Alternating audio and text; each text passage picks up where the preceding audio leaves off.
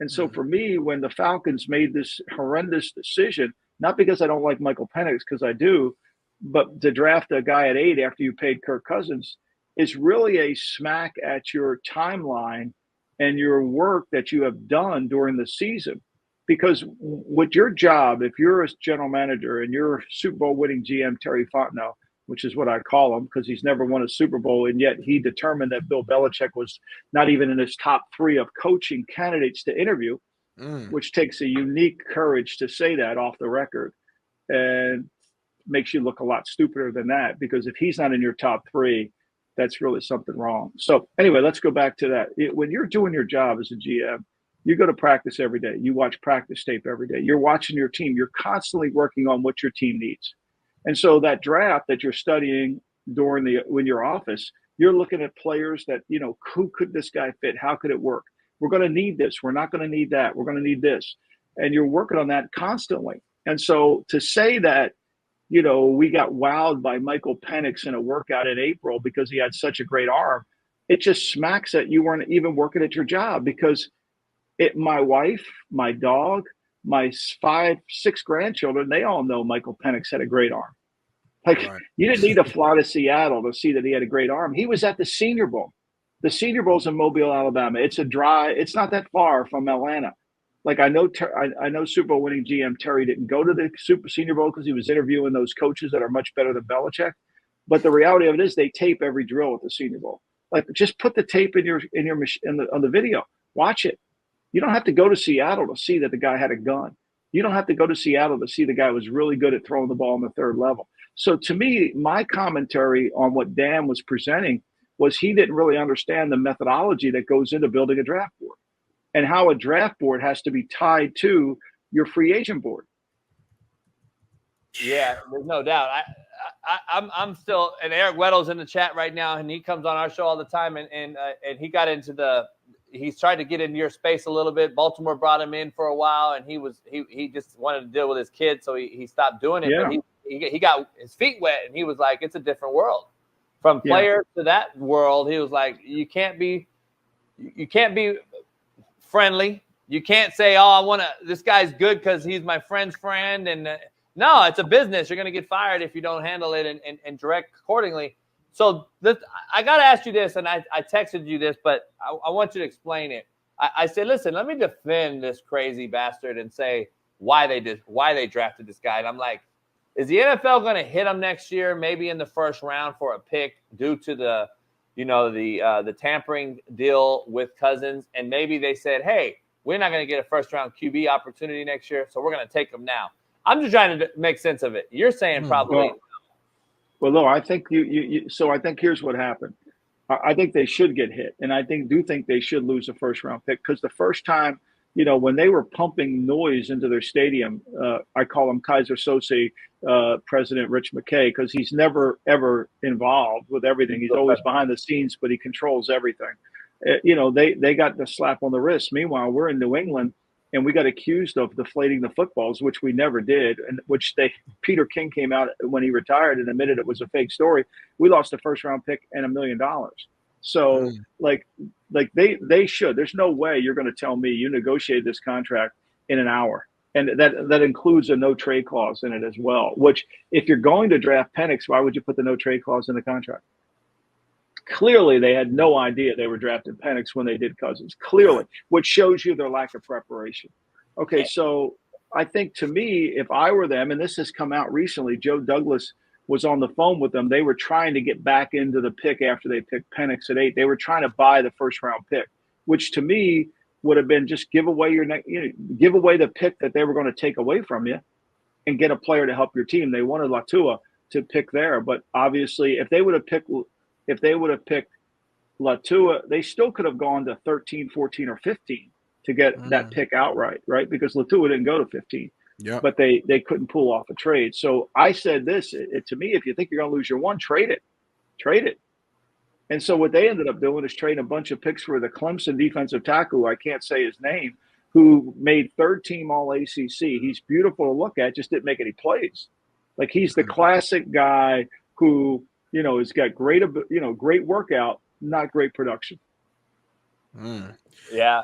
That's a good point, man. I mean, a lot of people were saying, I love having your insight on here because as someone who's actually done it and been in these rooms, do you feel like they were just surprised once I guess the 8th pick came around and Penix was available? Do you think they just assumed Penix would be off the board?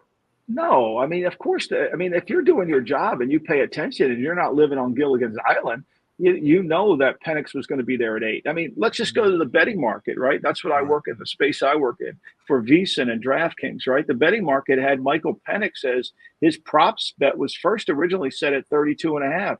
You could bet the under or over 34.5, excuse me. Wow. And so that didn't move until the last week when then it became under 32.5. Like there was nobody believing that Penix, I think it was wrong, but all the mockers and all the experts that aren't in draft rooms were predicting he wasn't going to go in the first round, that he was going to be. So if you know that, you know what teams are picking in front of you, and you know what's bullshit and you know what's real.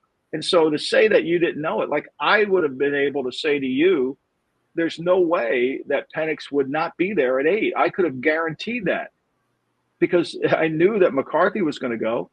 So the other thing that the other thing that the bookmakers did, they posted how many quarterbacks are going to be in the first round, and they set the number at 4.5. Okay, so that meant that we knew Daniels was going, we knew Williams was going to go, we knew Drake May was going to go, and so it came down to whether Penix, Nix, or McCarthy were going to go. And once you felt like we knew McCarthy was going to go, that gave you 4. So now the decision was Penix or Nix going to be the 5th?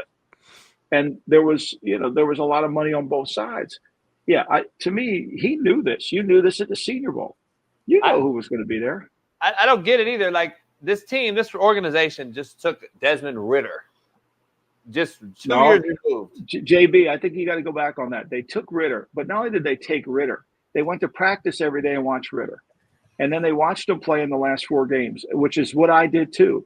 And Ridder was scared to death to make a throw. He was scared to death to put the ball in a tight window. He didn't want to turn it over. And he didn't play very well in those last 4 games. And they thought so highly of him. Now, they'll blame Arthur Smith for this, which is unfair, but they will. They'll blame him for this, is they put out a press release saying they have no interest. They have no interest in Lamar Jackson. Remember that? They put this press release out. So Crazy. So not only now they said to the greatest coach of all time, you're not in our top 3. They said Lamar Jackson isn't worthy of our attention, and he's won the MVP 2 times in a row. And you want me to believe that these people know what they're doing? And this is what you're trying to convince me of? Like, you don't like. It's one thing to not want Lamar. It's another thing to not want. It's another thing to put out the press release. Like they were all in on the Deshaun Watson. They were all in. They bailed on it late. They got cold feet. Yeah, that's the pick I don't get. I say you just drafted this guy, and listen. I want to get your expertise on this because Weddle and I talk about it. Matt McChesney and I talk about this. People don't understand, and that's why I thought Penix was going to fall as well. And everyone wants to, that aged well. You know, the famous nobody on Twitter says, that aged well, because I said I thought he would fall because of his age, his injuries, plus his being a left-handed guy. Explain to everybody as we draft these guys and we look at these guys, 16 of the 32 teams probably eliminated Penix early, correct? Just because he's a lefty? I think some quarterback – now, not all personnel guys do, but I think some quarterback offensive coordinators don't want a left-handed guy. But look, I think if you're a coach, that's what the great Mike Tomlin says. If you're a coach, you got to coach. You just can't coach a specific right or left-hander. I think where Penix was getting knocked was that he needed to be – the injuries were concerned, his age. And then when you study his career, he was really good with Caden DeBoard. He wasn't as good when DeBoard left, and then he got good again with DeBoard. And so I think to me – like I said this from the beginning, if Al Davis were alive, he would have loved Penix. Now, Al Davis loved left-handed quarterbacks. We had Stabler. He drafted Todd Marinovich. So he loved left-handed quarterbacks. It didn't bother him at all. But what would have enticed him to draft him would have been the down-the-field throws, the over routes, the accuracy on the third level. That's what really, to me, is the signature behind Penix. And then the issue you get into is, okay, Kirk Cousins is a true West Coast. His feet tell him where to throw the football. This is why Kyle Shanahan fell in love with him when he was in Washington. This is why Kyle Shanahan didn't draft a quarterback his first year in San Francisco because he thought he was going to sign Cousins. He choreographs the quarterback to his feet. and that's where you throw the ball. And Kirk is very good at that. That's not Penix's game. So now Atlanta's into a situation where you're going to run two different offenses. You're going to have the Penix offense, which is a vertical outside the numbers, throw it down the field, and you got to have the foot quickness and the rhythm and throws that involve around the Kirk Cousins offense. And I think it's hard to marry those two together. Now, Zach Robinson had, he was there, so he knows Cousins. He runs the Shanahan offense through McVay. But to me, you got to throw the ball up the field if you have Penix, and that's not really Kurt. Kurt wants the ball out of his hand. Remember, for all the conversation about Kurt making all the money, I mean, Kurt don't like to get sacked, and that ball's coming out quick. Yeah, Brady-esque a little bit. I mean, that's the closest thing to Brady, in my opinion, in the league right now is him. I mean, he's not going to ad-lib. He's going to throw it 1, 2, 3, cloudy, dies. I'm throwing it out of bounds. He's going to live to fight another down. I don't think we see that anymore.